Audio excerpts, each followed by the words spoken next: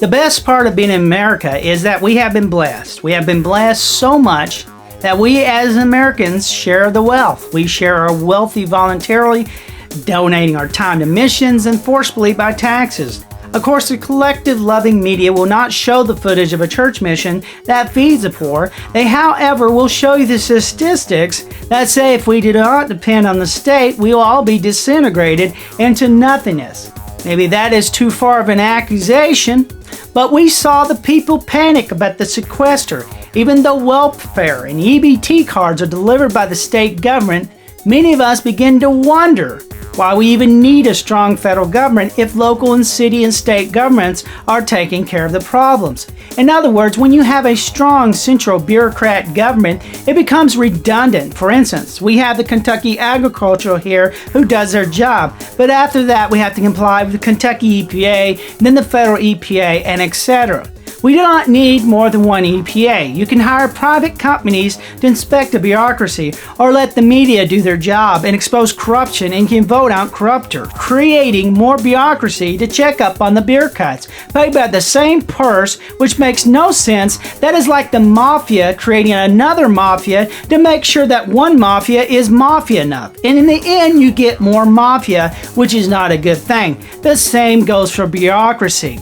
I love keeping a good yard, and in my county we do not need any special provision or education or license to handle or operate a mower. I worked hard and saved just like any red-blooded American to own my first lawnmower. I wanted a good mower, but I could not find the one I wanted because it was too expensive, but however found one that was as good quality at the price I could afford, and it was used, so I bought it because I could afford it. I did not want to get in debt for a lawnmower. Something about ownership and property in America makes you feel a pulse of pride whether you are buying your first mower or first bike or first car or first home. You work hard and you want something to show for your hard work. I think John Adams said it best when he said, "Property is surely a right of mankind as real as liberty." If my mower is my property and I should be able to do what I want on the property I bought, and I should mow my grass as long as I do not violate the rights of others, as Thomas Jefferson put it, what we acquire by those means without violating through purchases, I have a right to do when what I want with it, as long as I do not do something that violates someone else's right to life, to liberty and property. I hope not. I mean, it is just a lawnmower, for goodness sakes. I will paint a scenario for you with my lawnmower. I'm out mowing on a beautiful afternoon because the dew is all gone, and we know how that wet grass can clog a lawnmower. My neighbor, who acts like he is on meth at the time, but that is none of my business because I have no proof he is on meth, and frankly he has never given me a reason to be suspicious, but he's an outright idiot, and he comes to me asking me to borrow my mower to mow his yard, and I say no, go to the Falcon Eye and rent one, you cheapo. My mower, my choice, simple as that. The next day my county passes law that all lawnmower operators are to register with the county. And all lawnmower operators are required to take a test and then will be issued a license to operate a lawnmower if they fit the requirement of source defined by the county law. I know in my heart that getting permission to own something by a government is wrong, but I've already obtained a license to own a firearm, a car, a house, so why not a lawnmower? And my dream is to own a lawnmower, and possession is 9/10 of law, isn't it?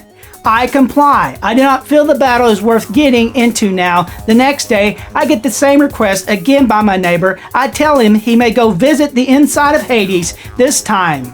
The next day, I am given a summons to a local court by the Sheriff's Department for discrimination. I'm taken to court and must explain why I refuse to let my neighbor borrow my lawnmower. I've explained that in great detail that the mower is under the county restriction and therefore I cannot use the lawnmower to discriminate against my neighbors and must prove that I'm not using the mower in any form of discrimination. And if in any violation of the discrimination, I could lose my license. I'm not going any further with this story. Some of you think I probably have gone too far. Now, did I go too far with my story? Imagine the business owner who works hard and dreams of owning their own business. They sacrifice their time, sometimes family and money. The owner of Papa John's, John Schnatter, sold his favorite car to make a business like Papa John's. A lot of countless Amway people were poor schmucks like you and me, and some of them have become successful. There are countless stories of business owners struggling, then they make it. It makes them 25 or 5 years, but they do it.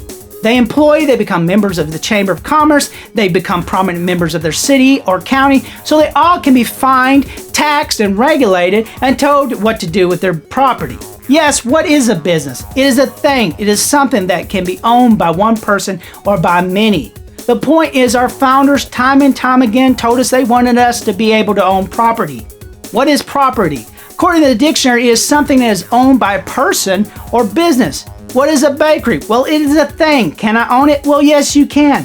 Then should I be able to do what I want with it as long as I do not violate someone else's right? If I, a bar owner, can stop giving someone who's too drunk more drinks, yes, you can. You might save a life as well. Can I refuse service to people who come in with guns that are safely holstered on their side? Yes, you can. Can I refuse a homosexual a cake as a bakery owner? Let's see, is baked goods a right? No. In fact, it could be hurting them if you bake too many for him. The point is, your business should be yours, but we lie down and sign our rights away through license and regulations. That majority of problems could be solved through the private sector. For instance, if a guy who owns several bakeries has one of his bakeries sell a poison cupcake, it might be a good investment for him to set up a way to prevent the selling of more poisonous cupcakes. You see, the consumer of cupcakes may want to look at other bakeries, but the problem here in America is we have fewer bakeries because of regulations the business has to comply with and taxes, and therefore not many choices, so we can avoid poison cupcakes. Capitalism can destroy discrimination. For instance, a bar owner refusing to sell to gun carriers. All gun carriers have to do is go to a bar that allows gun carriers. It is that simple. If you cannot get a cake for a lesbian wedding, go to a bakery who does lesbian weddings. If a mentally handicapped kid gets thrown out of a movie theater, go to a movie theater that allows and loves mentally handicapped children. It is that simple. Stop discouraging business owners from doing what they want with their property. It is theirs.